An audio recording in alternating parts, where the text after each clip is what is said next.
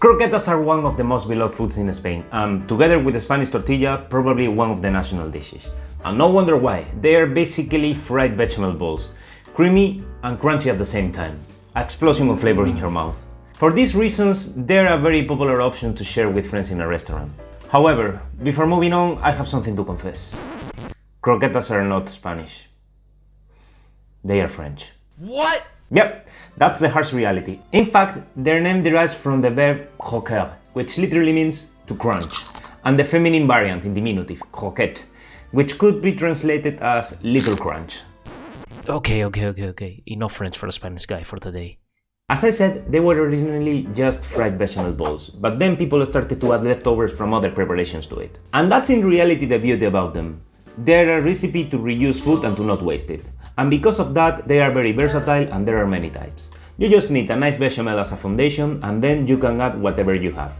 Chicken or ham are the most common options, but also prawns, squids, mushrooms, the sky is the limit. But anyway, let's forget about their origin and focus on what really matters here, the taste.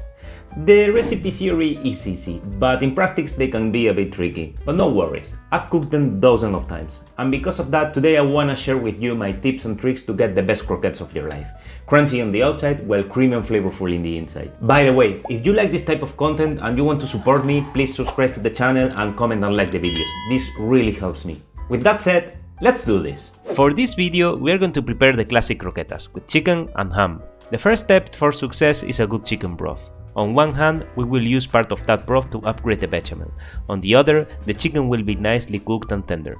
I know it might sound like too much work, but believe me, it is super easy and it will elevate the recipe. Besides, you can reuse most of it for another meal, so it's a win-win. To begin with, prepare a few veggies to maximize the broth flavor. I have onions, potatoes, carrots, a leek and celeriac with its leaves, which are very aromatic and will add another layer of flavor.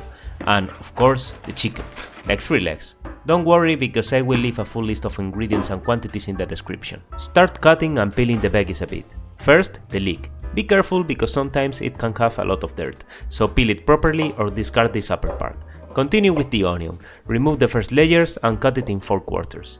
Now, the potatoes. Let's peel them and, again, we can cut it roughly in big pieces. Same procedure with the carrots. Remove the skin and cut it in big chunks, like this. Finally, we have the celeriac. In my opinion, the flavor it has is good but too intense, so I will remove the peel completely and then use just a piece of it. Time to prepare now our pot at medium-high heat and add some olive oil, not too much. The chicken skin already has fat. Put on now all the veggies together, the chicken legs, and season everything. Add water until all the ingredients are covered. And I almost forgot the herbs. Let it boil for 1 hour or 1 hour and a quarter at medium-low heat so all the flavors develop. Make sure to remove the impurities from time to time for a better result. In the meantime, let's go with another step that, although optional, will elevate the croquettes above the sky. We will infuse the milk for the bechamel with a ham bone. In my case, I have an Iberico one. Thank you, mom. But you should be able to get a regular one from a butcher. Put it in a saucepan at low heat and add the milk. Let it be for around half an hour. The milk should not boil. After this time, retire it. After some time, the broth should have finished. You will notice that it has developed a nice yellowish color and all the ingredients are cooked and soft. Now, it is time to filter this liquid gold. To do so, put another pot and a filter on top and dump the content of the pot over it. I will only use the meat from 1 leg, but, of course, keep the rest of the ingredients. They will serve you for another recipe. In my case, for example, I will do a super healthy veggie cream with them. Put the broth in a jar and let it cool down. Let's finish the preparatives for the bechamel with a couple more things. First, let's dice a purple onion very finely, like this. I love the flavor, but personally I don't like to feel it in the bechamel. As a final arrangement, we need to pull the chicken. Make sure it has cooled down and, with your hands super clean, start removing the meat out of it. Season it with salt and pepper, and once you have done that, with the help of a knife, start chopping the chunks in smaller pieces. The ham I will use is already diced, so we don't need to prep it.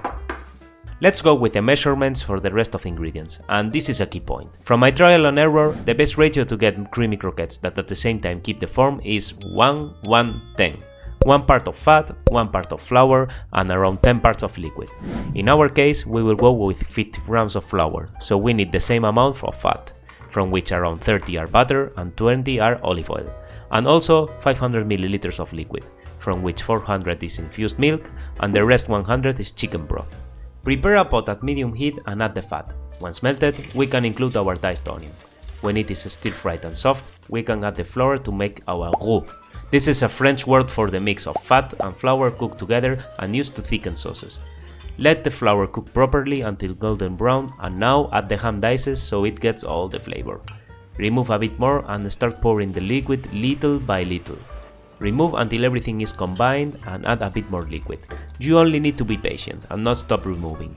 A tip here to avoid lumps, the liquid needs to be warm. Once all the liquid has been incorporated, let it cook while you keep removing for around 5 or 10 minutes, until the bechamel thickens. At this point I add the chicken, season it with salt and pepper if necessary, and add a pinch of nutmeg. We are done, so let's pour the bechamel in a recipient. Look at this beauty, the smell is amazing. We need to let it cool down and then put some plastic film over the surface to avoid that a crust is formed. Now we need to put it in the fridge for at least 3 hours so the croquettes are easier to form. However, if you can wait, let it rest overnight. This way the flavors will develop even more. The morning after, prepare your bread station with 3 dishes. One with regular all-purpose flour, the middle one with a couple of whisked eggs, and finally, the last one with breadcrumbs. This part can get a bit tricky, but bear with me, because I'm gonna show you my procedure to avoid a mess. First of all, wash your hands really well. Take the bechamel out of the fridge, and at this point my first advice is that instead of going through the 3 breading phases, just flour them, no egg and no breadcrumbs. With the help of a big spoon, take a bechamel bowl and put it in the flour. First, form a ball and then shape it like a croquette, like this. If the bechamel is thick enough and cold, it should not be too sticky.